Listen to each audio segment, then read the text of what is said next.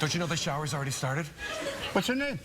You don't know it? Should I? Can't you read? Why is it upside down? Better? What the...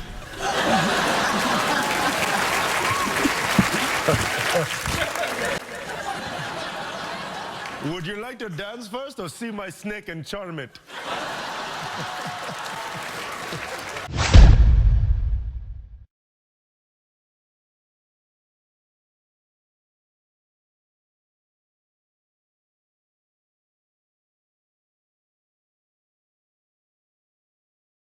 Shit.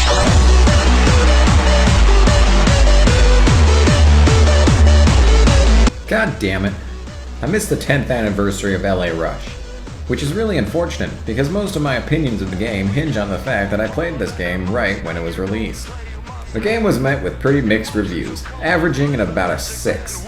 I was originally going to do a full playthrough of the game for the channel, but that changed once I realized I'd forgotten to turn on the game capture, so the entire 2-hour session was lost.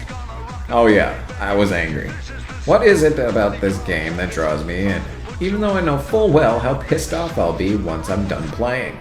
And maybe more importantly, how does it shape up after so long? There are 6 categories that I grade games on: gameplay, graphics, sound, soundtrack, menus, and replayability. In this review, I will analyze all 6 of these aspects to see exactly how well made LA Rush really is.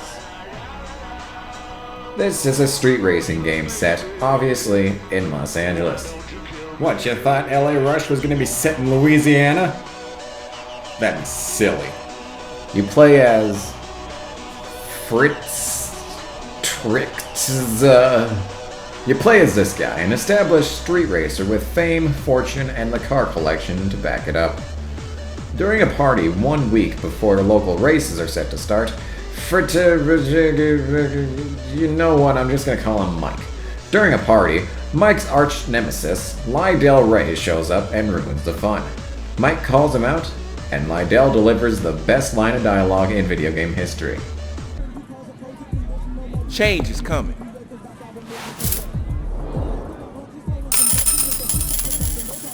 Mike takes a week of vacation, and he returns home to see his mansion vandalized and all but one of his cars stolen. Mike needs to hit the streets, get his fortune back, and prove to LA who the real king is. That's a pretty decent storyline for a racing game. I'm glad they gave Mike a better backstory than up-and-coming driver for the game. Oh, and West Coast Customs is in the game. From the show Pimp My Ride. Yeah. All that's missing is Exhibit, which is unfortunate because he's the only guy from Pimp My Ride I actually like. Right away, you'll notice how the cars handle, very erratically. Seriously, I feel like an ice skater driving around this thing. Look!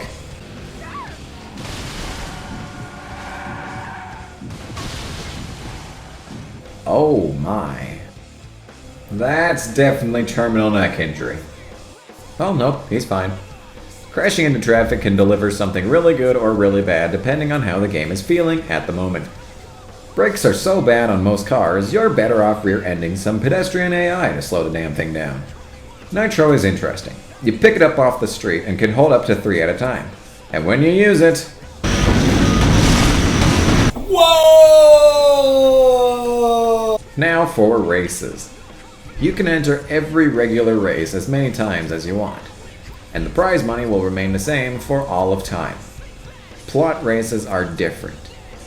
You can enter it for as long as it takes for you to win them, but once you have, you can't ever enter it again. One problem with plot races is the entry fee. Hey, they had to pad the game somehow. If you enter the race and finish first, everything's nice and wonderful. If you finish second or third, you can't advance the plot, but you will be refunded up to or slightly more than the original money you used to enter the race. If you finish last, you lost all the money you put into it, and you still have to restart the race if you want to advance through the story, which means more entry fees. Man, oh man, is this tedious.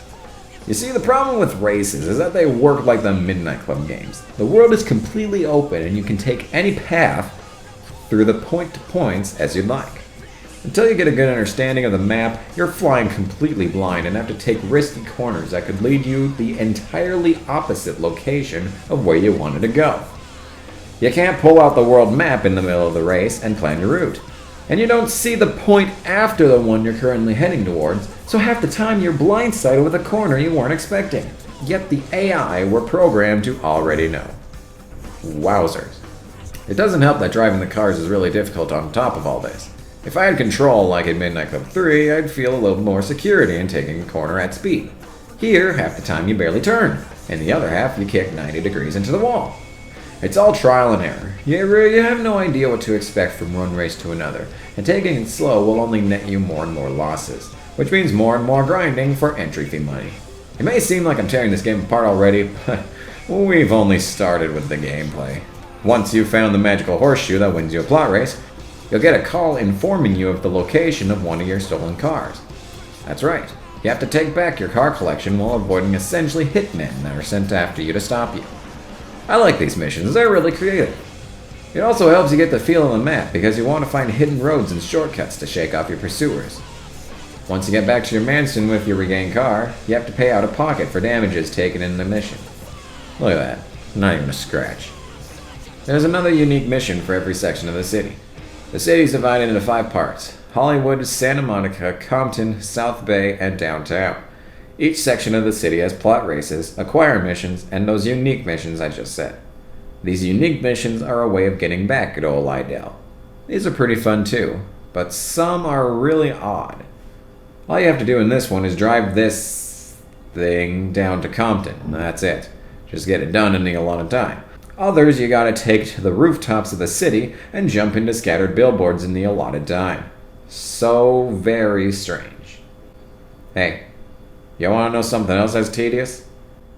Fucking stunts.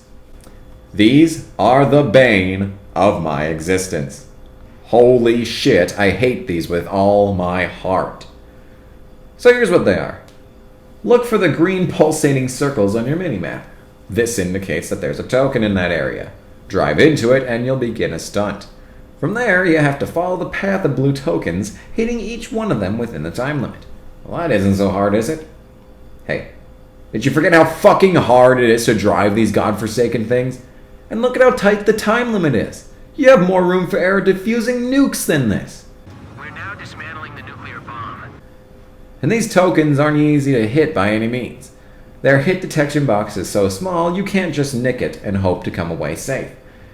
You still can't see where the one after this one is, so you need lightning quick reaction time. Otherwise you end up on a path impossible to retreat from. And then you have to sit there and agonizingly watch the clock wind down, knowing you have no chance to get to the next token in time to continue.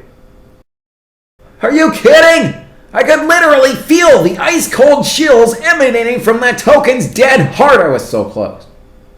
On top of all this, it doesn't respawn you back at the start of the stunt if you fuck up. Nope, if you want to start over, you have to take the long walk of shame back to the beginning. And that's only if you can find it again. And once you get there, you have to do it over and over and over and over and over again through the complete bullshit that this game puts you through every moment of the day. You watch as hours of your life are wasted trying to take this corner at the right angle, and then you continue to restart over and over and over until you finally snap and start screaming in rage. And then your mother comes into your bedroom and takes away your video games for the whole week, and you agonize in the fact that you can't beat it now. The game has beaten you, and the game knows it. It's taunting you, it's mocking you, it feeds off of your anger and frustration, and it gracefully licks the tears from your cheeks as you cry in shame, knowing that you have no chance at all to beat this goddamn fucking stupid shitty ass stunt mission.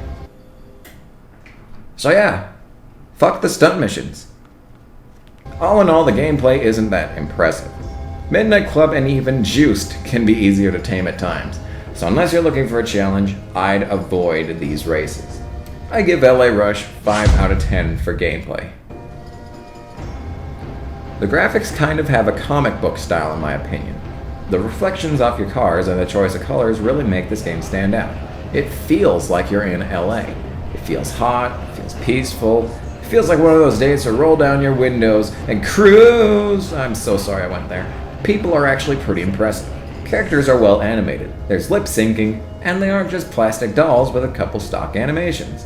Granted, most of these cutscenes are CG, but hey, I like them. I give LA Rush 9 out of 10 for graphics. LA Rush has some cool sound design. The race countdown is narrated, and you're congratulated after winning races. One sound problem that's really obvious is the sounds when you crash. There's pretty much one sound for all crashes. It's pretty obvious in a game like this. Beyond that, the sound is solid. I give LA Rush 8 out of 10 for sound.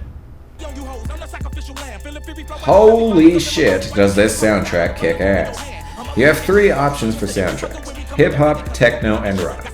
The hip-hop is default and most of it is Twista. I do not have a problem with this at all. Twista is my shit. Where the hell do you think I get my username from anyway? Rock isn't bad either. It's pretty generic stuff, but it's good enough to race to. I've never actually listened to the techno, but judging from the rest of the soundtrack, I assume it's just fine. I give LA Rush 10 out of 10 for soundtrack. Up next is menus. You may wonder why I choose to rate menus for the overall game. I just think that being able to navigate exactly where you want to get in a game needs to be fluent and simple. Otherwise you end up fiddling around with these things much longer than you want to be. There are only a few menus in this game. The menus aren't terrible by any means, but they're sort of like NASCAR The Game 2013, where you need to wait for the animation to finish before it will allow you to move along to the next option. You end up hitting down upwards of 10 times before you get to where you need to go on the menus. This game takes its precious time to get through these menus. I don't care about your animations, just go! To summarize, the menus are fine. Most are annoying, but not nearly as bad as Juice. I give LA Rush 7 out of 10 for menus. Honestly, out of all the games I've reviewed, this is the one that I've played the least. Once it broke 4 years ago, I just shelved it and hardly thought of it. I was happy once I got to play it again, but soon I realized there really isn't that much to be found here outside of the guttural rage you find in career mode. I struggled to understand what I found so appealing about this game back in the day. Then I remembered. Cheat codes! Cheat codes made this game so much more replayable. If you fucked up in one of the plot races, that's okay! There's a cheat to automatically earn $5,000 to put towards your next race. It makes life 100 times easier, because now you can get right back into that plot race with the knowledge of where points will be located. Is the game boring you? Want to make things a little more interesting? Then turn on the Crazy Drivers mode. Holy shit, this gives a whole new perspective on the morning commute. You can barely make it a single block before being blindsided by this traffic. It's hilarious to just sit and watch what happens. You see, I think I understand what's happening here. This game really changed me in a way. It's a racing game, it's just like everything else I play, right? Hardly. This was a challenge beyond anything I've ever faced. I've only ever reached 98% completion. The final endurance race is impossible. After all this time, I still can't do it. And yet here I am still playing the game. Still raging, still observing, still trying to find a way to do what's never been done. I think this game is a lesson to gamers out there. Sometimes perseverance really isn't the answer. Sometimes it's best to just sit back and enjoy what you have. I give LA Rush 8 out of 10 for replayability. And that's all my grading criteria out of the way. Time for the final score. Before that, let me mention a few things I haven't yet. There's some multiplayer modes too. We covered that in a split screen video many years ago. No! Fuck! No! You son of a bitch! You son of a bitch! I hate you. There's one last game mode called Cruise. You're supposed to complete a point-to-point without falling beneath the posted speed limit. It's like the Keanu Reeves movie Speed, only less fun. Now for the final score. Keep in mind this is my opinion and personal experience I took from the game. Your game may be broken and wrong if you have any different experiences. After grading the game with 6 categories, I have come up with the final score of 6.5 out of 10. Believe me, giving this game 6.5 out of 10 wasn't easy. All the time that I spent playing it feels wasted in a way. You have to understand that it's the cars that are the problem here. Driving is so difficult that even if you could keep control of them for more than 5 seconds at a time, your competitors are probably off in Maui by now. Or you've hitched some schmuck in a van. Everything else about this game is fantastic. The atmosphere, the sound, even the story is pretty interesting for a racing game. I know I've never really fully completed this game, but I think I can say that after 9 long years of playing this, I'm plenty well able to say these things. There's a certain other game, though, that I can definitely not say the same for. This has been...